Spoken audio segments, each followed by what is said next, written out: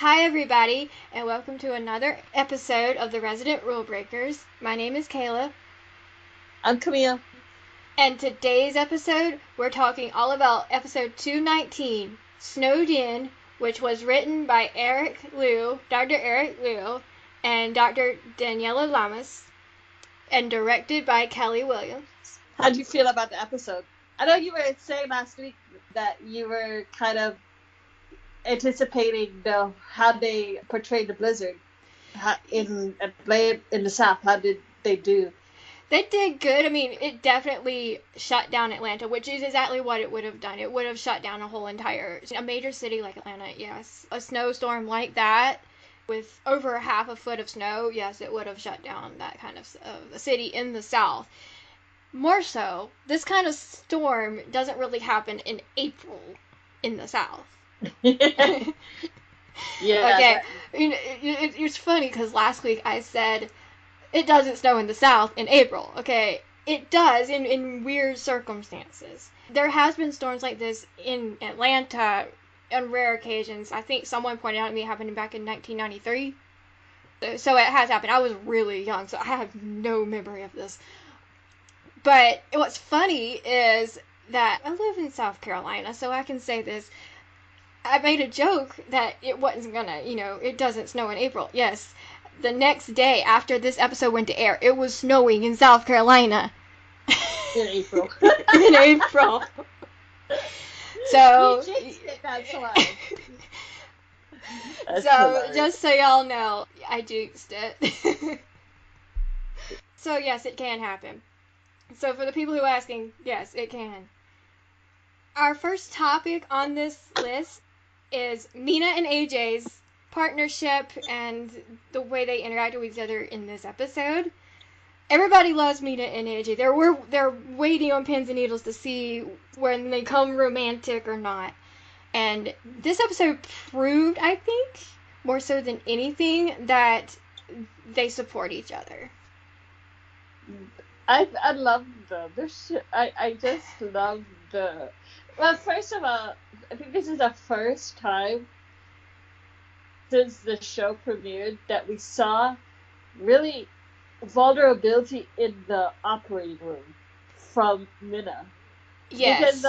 Because for 2 seasons, she's always been such a badass and total kick him and do everything in the operating room. And this time, this episode was like fear and uncertainty in her, and I think that was the first I've seen it. I love that. I love that because go back to Queens, and you see, I think that was the first time I really saw any emotion out of Mina when her mom brought it out of her, and then you see this vulnerability and fear and uncertainty here in Snowed In, and you're like, does she not trust herself with this patient? She knows how to do this, and AJ knows she knows how to do this. So to see that kind of fear, it's like, but AJ pointed out to her, you know how to do this. And I loved his faith in her. I really loved that. But AJ's line when to Nurse Hunley was, short of me Flintstoning this car to the hospital, I'm not gonna get there. Yeah, and then when she said she needs you, she's like, no rain, no snow, no dark of night, or something. It will stop this doctor from completing his rounds. I'm like, okay. I love Nurse Henry's eye roll. The eye roll was so funny when she eye rolled that line. I think really the whole hospital knows that he has feelings for Mina. The only person who doesn't know is Mina. Yeah, I really do believe she's the only person who is unaware at this moment. And But yeah, AJ did, he fought a blizzard to get to Mina. He'll do anything, and this episode is like he's ready to do anything for her, but he knows he has to wait. We've discussed this last week, and he knows that there's a barrier he can't cross, but even though there's a student-teacher thing, he would do anything to help her, and I love that.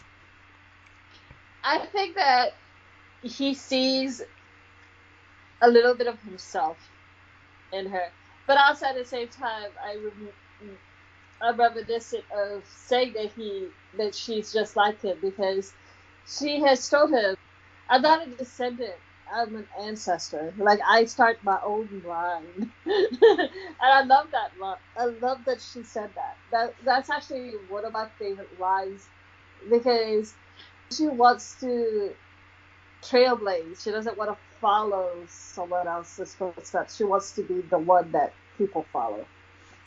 And I love that. I love how strong Mina is. And this episode really proves how resilient she is when she steps up to the plate and helps this father out who has got cardiac arrest. He's got severe hypothermia. And he's got two kids that rely on him. And she sees his daughter. She sees in her what she saw in her sisters. Yeah. And I was like, that's awesome, because for a long time Mina said, oh, I don't want kids until I'm truly ready to settle down, or she didn't want them just because she was in a romantic relationship or whatever. But maybe Mina's ideas are starting to change because of this proposal that failed. Maybe she's more ready for this than she thought. Yeah, I mean, she was ready to start a marriage, a possible marriage. So maybe now she's realizing she's ready to start even her own family and stuff. I actually, in the little girl, I swear I saw Mina. I saw like a miniature Mina there, real badass, take charge person. I loved it. That girl was like a little hero herself, driving her dad to the emergency room and everything. Yeah, I really loved that she took charge and she made sure her brother was okay. But she's the one that was injured. Her brother was taken care of before she was. Yep. I loved that. I have to say though, Malcolm's delivery in this episode was spot on. Not only was it the Flintstoning line, but at the end when he is running down the hallway, and he's stripping off his clothes down to his scrubs, and he goes and grabs the mask and the gloves, and he walks into the OR, and he notices she's done with the surgery, and he's just laughing like, you didn't need me after all. Yeah, he just starts laughing. That big booming laugh you get out of Malcolm-Jamal Warner is just, oh, I loved it. Yeah. Funny. So, I love that he was so supportive of her, and just like he wasn't like mad that he went through 4 miles of blizzard. No, that's the last thing on his mind, was that he went through a blizzard to get there. And he wasn't even needed, but he's needed eventually when they had the guy suffered hypothermia. But yeah, that was really, really nice. The whole thing. It's I loved it. I love them, and I can't wait till we see more of their relationship. I know a lot of people really want them already to be hooking up and stuff. I hope they take their time. I hope that they respect. Writers, please take the time with this relationship. Make it something that we can all savor. As a student-teacher relationship. So many times now, characters are jumped into a relationship without really respecting the status of student teacher or whatever. And that's not cool. Let's savor it. Let's just let them be friends.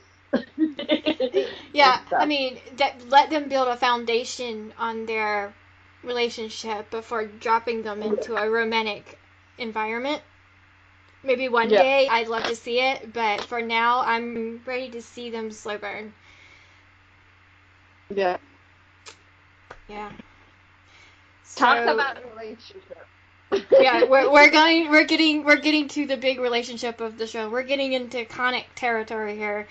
We're gonna discuss Conrad, Nic, Alec, and we're gonna discuss Jesse's involvement in the whole scenario here. So we're talking about conic, and Conrad and Nic need to talk big time. Yes, I feel like they keep delaying it, and I mean, what episode was it when Conrad showed her in the apartment that they were going to move into, but she freaked out about? How many episodes ago was that? That was Fear Finds a Way. So that's episode 212. They're at 219. That's a long time. So for 7 episodes, they've been avoiding this talk. And it's like, at some point, you're going to have to talk. You're going to have to sit down, have a conversation, have it out. Yeah, because Conrad did say something to Nic that I think is true, but it hurts too. That he fixed himself. She has nothing else to fix in him, so she doesn't know what to do. You know what I mean? I know what you mean, and I have a feeling he's right. And I hate to say that because I love Conic. I've loved Conic since the pilot. I've loved the chemistry between Matt and Emily from the get-go, and I loved finding out more about their backstory and everything. But obviously, Nic's got some issues to work through now. Conrad is the new Conrad, as he says in this episode, and Nic now needs to get to the point where she needs to open up to Conrad. She needs to talk to him.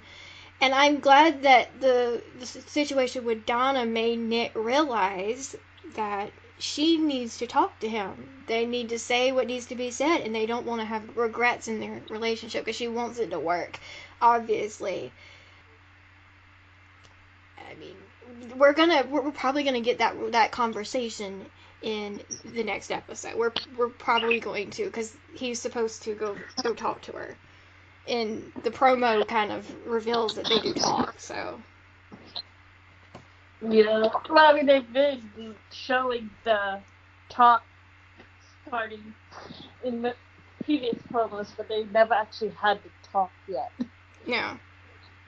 I hope they make it. I do. I hope they make it, but I think Alec is making it complicated for them. Yes, Alec is a complication. Now, Nic's made her feelings clear that she loves Conrad, she wants to be with Conrad, she wants to work things through with him, and that's fine and all, and she wants to stay professional with Alec, but she's never really said that she doesn't really have feelings for Alec. No. And Jessie has noticed this scenario, and she's like, what's going on with this doctor? So, and Jessie, even in the state she's in, is asking her sister what's going on.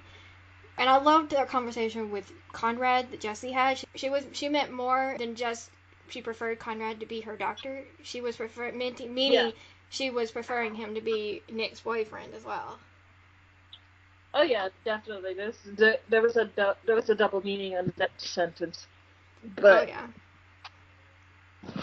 I just hope that Nic sticks to her, sticks to Grant. Even though, I'm glad that Conrad finally admitted that, he finally sees that, Alec has feelings for Nic. But I am glad that he says that he trusts her. That's all it was, for him to trust her and know that she's not going to cheat on him or anything. Yeah, and I love that Nick's like, I'm not going to cheat. I'm not going to do that. We're going to work through this. And I loved that. Mm-hmm. And because you see so many medical shows, and not just medical shows, but TV shows in general, where this love triangle starts playing out and there's cheating happens, and I'm glad they're not going there. I'm glad they're not being predictable. So thank you, Amy. Thank you so much. And for the people who are worried about Connick, I say put my trust in Amy Holden Jones. Yep. She keeps tweeting and posting, trust me on this relationship. So I would say do exactly that. So Amy, we trust you. Yes. Just don't make us trust you and then break our hearts. Yeah, I don't want to be crying into my pillow over Conrad and Nic. Yeah, be like, Nick! Amy, you told us to trust you and you did this! But Nic has said to Jesse, she said, you can have Alec if you want, but Jesse's not really looking for that. And we're going to go into that. Is that in this episode, Jessie starts dialysis for her kidney failure. Yes. And so, because of the drug trial back in, 207? Yep. Which actually is the next episode that goes to air. We have a rerun coming up, and it's that particular episode. So, yeah. I think that was planned on purpose to say this is exactly how Jessie got her kidney problem. So, from this, we see that, and so with Conrad's help, and Alec has inserted himself into this scenario, trying to meet Jessie to spend time with Nic, and he's not really wanted.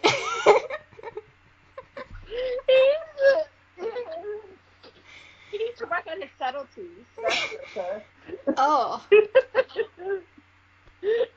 Like, we know why you're in there, but it's not because Jessie's your patient. No, we know why you're here, and it's not Jessie, I can promise you. And Conrad's aware of it, so I loved his line, can I punch him? And then he's like, I'm new, this is new me, I'm not going to punch him, Nic. But at one point in his life, he would have done just that. Go back to 203, and you see him do it. So, he really has come a long way. Well, I mean, he what's his name? What's that guy's name last season? Jude? Well, yeah, I mean, and same with also the athlete who tried to send dick pics. Both instances, Conrad could have, especially with the athlete who sent the dick pics, he could have totally punched him, but he didn't. He took care of him as a patient and, stabbed him with a needle. Made him sit down, but totally handled it with no violence or anything. Yeah, see, this is the first time you have seen Conrad handle having any type of jealousy without violence, and he hasn't really confronted Alec yet. So, he's talked to Nic, he trusts Nic, but there's only so far he can go with trusting. Can he trust Alec? I don't think he can trust Alec. Yeah. I do have to say though that I think Nic has some attraction to Alex. As much as she wants to deny it, I don't think that, like Jessie said, she's just using Alex for the free clinic. She likes him too. Yeah, she's just using Alec to run the free clinic, but how tiring can that get? Yep. So, I would like to see more of the free clinic, though. I hope that there are more storylines that comes from the clinic. But I don't know. I'd love to be proven wrong. I would love more than anything to be proven wrong. But I don't think Miles is coming back season 3. Yeah, I don't think when you get plotline, and he has potential, we've said this before, that Alec has tons of potential, and Miles is an amazing actor, but this storyline has rotated into this love triangle, and that's really all it is, and there's really no more background on Alec. So it's just, when you're just part of a love triangle, that's no substance to your character, and so if he leaves, I really don't blame him. Yeah, I wouldn't blame him either. I would blame the writers for that one, because it is their fault. It's their fault for not giving him the material other than just this linchpin to be put between these two characters that's obviously going to stay together. It's not like Sonic was ever in any danger. Yeah, I don't like unnecessary drama between a couple. Yeah. I hate it with a passion, and this is exactly what this is. It's as unnecessary as can be, in my opinion. Yep. So, our next topic is Donna. Yes. Now, I really felt this storyline because Donna had a DNR, and she was a cancer patient. She decided to go to hospice and live out the rest of her days. That's a tough thing to do, is accept that you're going to die. Death is inevitable, but to accept it and go with it and talk about it as openly as she was, that's very brave. Donna is actually played by Kelly Williams' mother. Yes, Shannon Wilcox. And I wrote this on Facebook. I would imagine that's weird and a little awkward to direct your mother through her death. Yes. You know what I mean? I do. And the thing about this I wanted to say, I've seen it in my own personal life, is seeing a grandparent, actually with colon cancer, decide to go with the DNR and pass on. It's hard.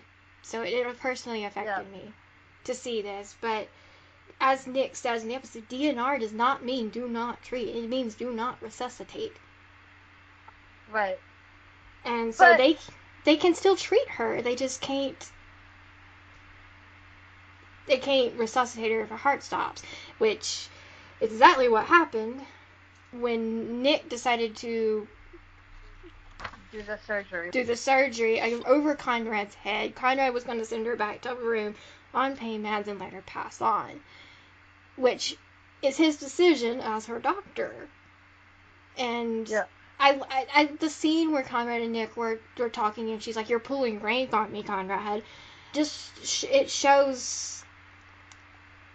I don't know. It just started to show the issues in their relationship, personally and professionally.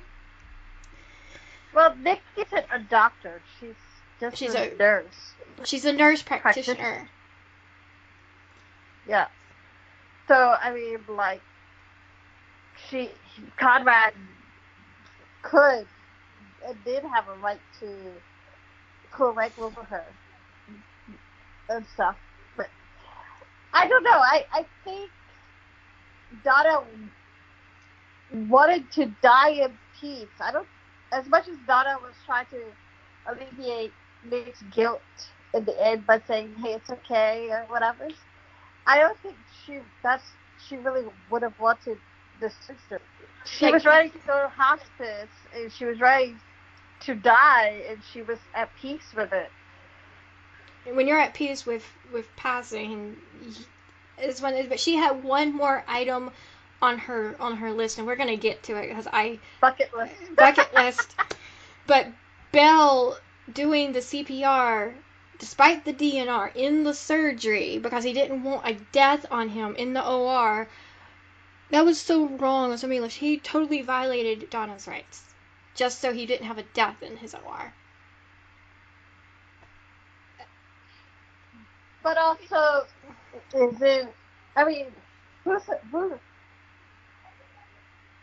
Nick put him in that position. She did, yes. I mean, what's the right thing to do at that point? just let her die, and it would be on his record. And of course, there wouldn't be an asterisk that said, "Oh, she had a DNR, so I had to let her die." It would just be on his record that the patient died. But also at the same time, Nic, she did. I really doubt that she would have wanted the surgery. If she was still conscious or whatever, and it was her decision, she would have said, "No need. No, I'm ready to go. I don't need this." But I think that they need to. I think they were both at the wrong, but I more blame Nic for this just because she did put him in that position. If it wasn't for her pushing the surgery on Belle, he would have to violate the DNR. Exactly. She tried to stop him when her heart started failing, but then Conrad came in and was like, Belle's ego is at stake. He can't let her die on his record, whatever. That's just how Conrad is with Belle. So, the bucket list. This is the part of Donna's storyline that I really loved. Yes. At the beginning of the episode, she tells Nic about Bob. Yep. And we're like, oh, this is going to be some love story or whatever. It's still going to be so cute, whatever. Yeah, we're all like expecting this. So I love you, and I love you too. Declarations. At the end of the episode, Bob comes in, and Donna says, "Go to hell, Bob." Nic's reaction when she heard that's what Donna wanted to say, it was so funny. She's like, "Well, what?" Funny story about this particular line. I talked to Eric on Twitter the night of this show going to air, and he said that's not the line he originally wrote. He wouldn't tell me the original line, but he said it was really vulgar, and Fox wouldn't let it go to air. So they had to write "Go to hell." I imagine that it said something like "F you." Yeah, something like that. But yeah, both Eric and Tim both said that it was actually in the edit until Fox saw it, so... Oh my gosh. Good on them. That's so funny. No, it's that... The thing is, it's hilarious because we've all had that... I mean, I know I've had that thing where I wish I could just say one more thing to this person. I mean, my personal story, I can relate to Donna in this way, is that when I was 8, I went to school in Washington, D.C., and there was this guy there, and he and I were like really close friends or whatever, and I moved from Washington, D.C., and we stopped talking. We had lost contact and everything. And for years, I was looking for this guy. I was like looking on yellow pages, white pages, whatever pages. And all I had was a first name and a last name, and he lived in D.C. Mind you, I didn't know his parents' names, so obviously white pages wasn't helping either. But anyway, finally, like a couple of years ago, I was like, I'm going to look him up again. I'm going to try on Facebook and find him. And sure enough, I found him on Facebook. He was like, "It's me, Camille, from 3rd, 4th grade. And I've been looking for you for years. I've been wanting to say something to you." He said, "Oh, that's so sweet. Yeah, of course I remember you. It's been like 15 years. And he goes, "What have you been wanting to tell me that you've been looking for me so hard?" And all I could think of, even though I had probably a much longer speech prepared, was all I could say was just "thank you." And he's like, "Thank you for what?" And so, "You were my first friend that looked past my disabilities and who encouraged me and everything else, and it gave me self-confidence much later in life and I never got to say thank you. And so I guess for 15 years, I've been looking for you just to say that. That's, yeah, I can see how you would relate with this story because, Donna waited 30 years to tell him that. Yeah, it was like, obviously in a much more positive way of saying it, but I too was like, had looked for someone for years just to give that one message. I love the fact that Donna could be inspiration to help fix Connick. Yeah, I think it's a catalyst for their talk. Because I don't think...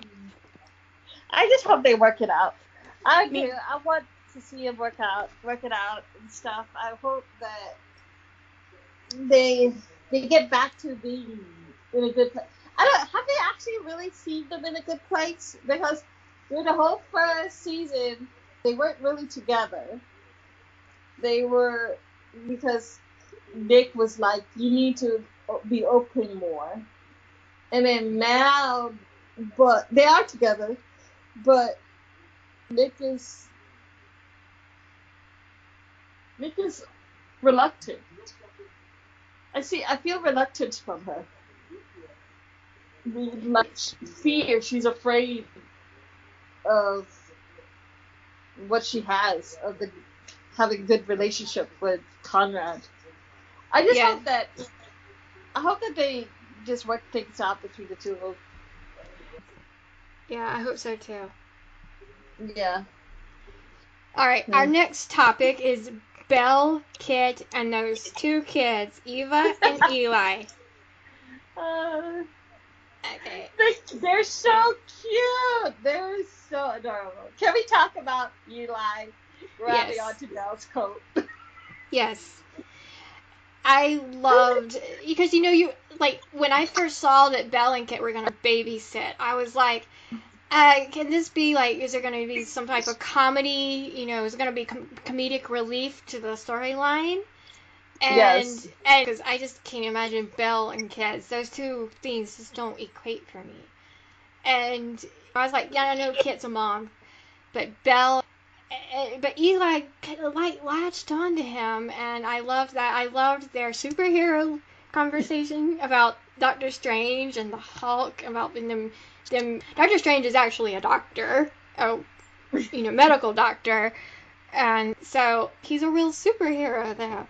And then the Hulk, we get Bruce Banner, and I loved the fact that they were like, these people, they're doctors, but they're trying to say that doctors are superheroes.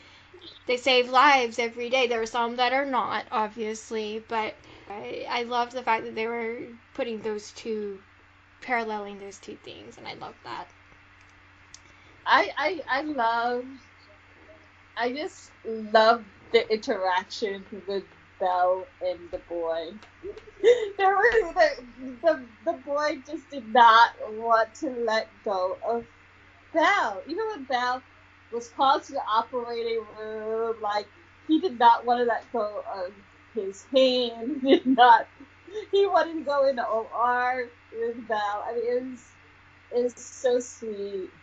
And then when Belle saw Kit and the kid sleeping on the couch, I think it was just so cute how he woke her up, tried to not wake up the kids also. I think Belle sort of like Mina in a way that he didn't want kids, but now we're seeing the softer side to him, and I love it. I absolutely love it. I do love it because, like, last season we were introduced to Belle, and he was Hodad. And then he got worse and worse as, time went on with the solicitation, and he bailed Hunter out of jail, and he's taking bribes and objectifying women. I just, tons of crap that I gave him crap for. And then you see them start making him better and trying to right his wrongs and put them in his redemption arc, and I love it. I love the softer side to him. So I really did, and I you could see how seeing Kit with those kids, it was like a softer side came out for Belle. Yeah, I loved that. And the little boy holding onto his coat. I can't get over that. The little boy was clutching onto Belle's doctor coat like it was a lifeline. It was the cutest thing ever. Our next part of our episode is about Devin. And Devin had a storyline where he was a mentor in a way to these med students. In a way where it kind of parallels where Devin started in the pilot with his relationship with Conrad. And now Devin is taking this possible new position where he's taking these students under his wing and teaching them how to be a doctor and teaching them the fact that death is part of life and a doctor's part of it is to just stave it off as long as possible, which I really love that line. Yeah. Saw bits of this earlier in the season with the Prison of Pauper when he took that one medical student to the side when he was like blaming himself for the girl being in a diabetic coma. We saw that mentally side of Devon then, and I'm so glad that the writers gave him that chance again to be a mentor. I loved how the medical student, he wanted so badly to like declare someone that this has never done it before, but when he actually had the opportunity to do it, he like was so scared of it. And that's how I would have felt too. Is that it can be to learn, but also once given the opportunity, to like I can't. Yeah, I mean it can be a scary thing if you haven't seen a freshly dead body where it's still warm. It can be a horrifying experience. I hope that they're going to continue with Devin being a mentor. I'd love to see more of that with him. Yeah, I mean, like, Devon, Conrad taught him well, and I hope that he takes what Conrad's taught him and passes it on to the next. Season 3, I would imagine that we'd have a whole new resident class. Devon come. I would kind of find it funny and ironic that Devon gives like the same speech to his medical student, but about one of the lines that Conrad said in the pilot is that they always teach us do no harm, but one thing they don't teach us is there are more ways to do harm. Yeah, or something like that. Yeah, more ways to do harm than to help. I think that was right. Yeah. So and there's another. I would find it like come full circle, if Devon like gives a similar line to his medical students next season, the year that Conrad gave him. I would love to see where they take this. The med students, they really did help provide some comedy too. It wasn't just about this life and death scenario. The snow was falling down and they're running around like kindergartners. Yes. I think that was Belle's line. You're not kindergartners. Yeah. And then they were bowling in the halls and with the glove boxes, and you could see Belle. Yeah, and Belle's just like not having it. I'm surprised the nurses didn't ring them in. I wouldn't have let that happen if I would have been one of the nurses on the floor. But I mean, I'm actually surprised they didn't have more patients in the hospital. I am too. I mean, a snowstorm in that capacity in the South. I mean, okay, first off, Southerners can't drive in snow. They can't drive in rain, much less makes you think you can drive in snow. I'm being honest here as a Southerner, okay? The amount of wrecks that go up with bad weather is crazy. So I'm really surprised they didn't have many more casualties in the ER than they had. Yeah, that was a very light ER day, and I'm like, that's never happened before. I mean, you get Halloween, and he's, Devin's, got issues, and they're overpacked, and like, Valentine's Day, they're overpacked, and then you have the snowstorm, and it's empty. Like, what state, what hospital doesn't have patients during a snowstorm? The next thing we have to really talk about is the next episodes that are coming up. The next episode is an important episode. Tune in live, guys. This is an important episode, a powerful episode, and it's based on a real story. First off, last week we told you it was called Black Cloud. It's not called Black Cloud. Amy messaged us and said that it was called If Not Now When, and she wrote it with Tianna and Chris. Yes. And it's based, y'all, I'll let you tell what it's based off of. I've been watching videos of this man for the past week, and it's a beautiful story. It's a sad, beautiful story. His wife, 2016, I believe, went to Cedars-Sinai Hospital to give birth to a baby boy, their second son. She had a C-section, and they were happy. They just had a baby. They were so happy. But he started noticing his wife getting worse. He started, like, turning into the color of cola, and,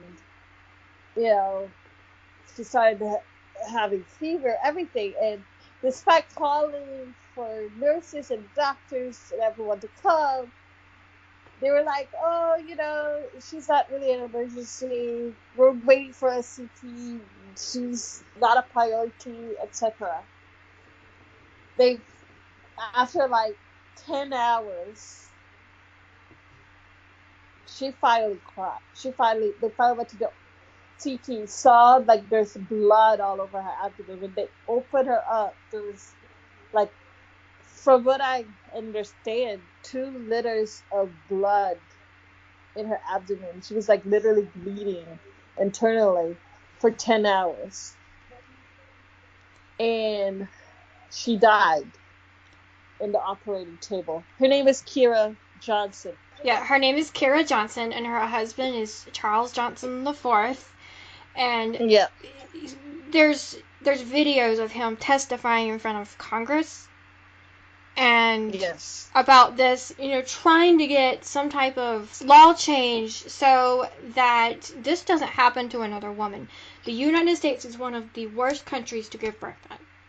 So when you see that promo and you see Belle give off that fact, it's true.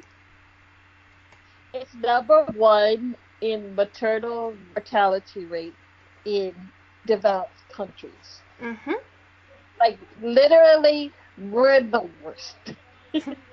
It's sad to say, because, when you think of the United States, you think our healthcare system is pretty good, but then you have this statistic, something that shouldn't be, something that's very common, happens so many times every day, and then even C-sections are so common.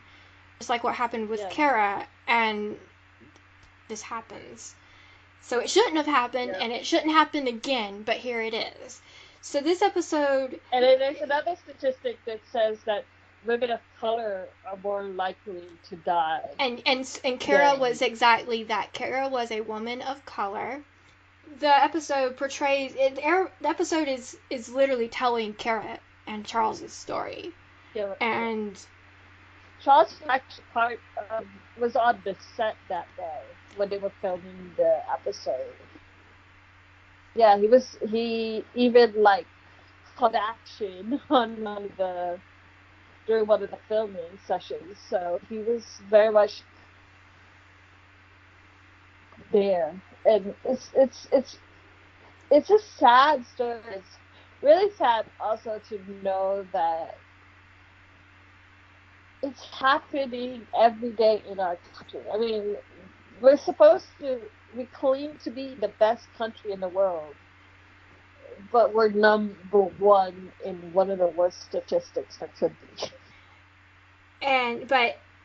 But because of what happened with Kara, Charles founded this organization called For Kara for Moms to help prevent this from happening to another woman, to fight in changing this law. And not only that, this while they based this in Atlanta, this actually happened in California. But Georgia is one of the worst states in the United States for maternal mortality death. And that's shocking to hear that, but they're going to talk about it in the episode. And I've seen, you go check out forcaraformoms.com because they have statistics up, especially now that the episode is becoming closer and closer to airtime. It airs on April the 15th, so we do have a bye week where Trial and Error will air, and then we come back on April the 15th with this episode. And so, it's good. I've seen a lot of stuff. I've doing a lot of research on For Care for Moms, and I cry every time I watch that video. But yeah, this is one episode you can't miss. And next week we're going to do a whole podcast discussing it in further detail, so you know exactly what's going on, what this organization is about. So stay tuned. Charles posted a video asking people to use hashtag For Kira for Moms, number 4 Kira, number 4 Moms, and my birth story, and March number 4 Moms, to share. Those are the hashtags that they want used during the episode, which again we'll talk about next week, to make so that people can to support the organization and stuff. But to know that this is an actual thing, when they're throwing out these statistics, they're real. They're not. This is a dramatization, obviously, of a real life event, but it happened. It's happening across this country daily. Next episode behind this one, 221, is going to be called Stuck as Foretold. The press release just released this week. And it's about a blood shortage. Conrad has to go to do extreme measures to get help for a patient who needs blood. And then, of course, Jessie gets worse, and Nick has to figure out what to do with her. Pretty much. This episode is also the return of Corbin Burnson, Jessie and Nick's dad, Kyle Nevin, and Christopher B. Duncan will be back as Brett. So I'm excited to see Kit and Brett again. I also noticed in the press release Glenn is not listed as a series regular anymore. Yeah. So I'm hoping he comes back season 3. If he's not back for the rest of the season, I'm hoping he at least comes back season 3. Yes. I hope you come back, Glenn. We need more Marshall and Conrad bonding. So I just. But I think that. But I mean, like we said before, we want to know more about Conrad's mom. It was a promised conversation. It was a conversation that was promised, that we never had, that Conrad never had. And it's a mystery that's still there. I mean, it was a major part of the Halloween episode. Yes. You can't leave us hanging like that. Yeah, I need to hear this conversation because what happened to his mom, it really impacted Conrad. He's having nightmares about this. He needs to have answers, and the only person who can give them is his dad. Exactly. So I would like to see Glenn recur next year if he can't do a series regular status again. So I would love to see them continue with this storyline and just to get answers. Yes. So that episode airs on the 22nd of April. Past that, we have really no idea for these last two, 22 and 23. Well, the 23rd, we know the title of it. We know the title. The Unbefriended. Yeah. 22 will air on the 29th, and then the finale will air on the 6th. That's really all we have for today's podcast. Just tune in next week while we discuss For Kara for Moms, the inspiration behind 220. If not now, when? Yes. So, I just want to remind you that there are many ways to not only get in touch with us, but to listen to the podcast itself. You can listen to the podcast on SoundCloud, YouTube, iTunes. Yes, it's official. We are on iTunes now.